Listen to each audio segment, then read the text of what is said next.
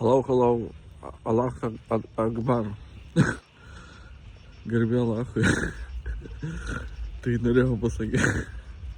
Čia ne musulmonai, aišku, šalis yra, bet vis tiek. Tai norėjau pasakyti, pavyzdžiui, žmonės dabar daug turi visokių namų prisistatę, visokių naujų mašinų prisipirkę yra. Ir jie galvoja, kad taps laimingi, bet jie biški, ta prasme, neskaitė apie Budą, apie Jėzų, arba nematė bažnyčios. Nu, jie realų, ta prasme, ir nematė bažnyčios, ta prasme, nu, kaip eidavo į parduotuvę pirkti alaus, bet nepamatė, kad toks Buda buvo ir kad Jėzus buvo, ta prasme, ir jie kaip galvoja, mes patys, kaip pasakyti, prisistatysim pilių, prisipirksim tokių naujų mašinų ir busim labai laimingi. O tai žmonės susikūrė sistemą. O tokią sistemą susikūrė.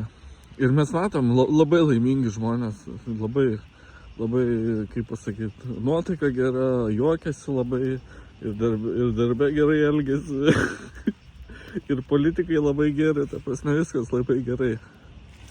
Super viskas.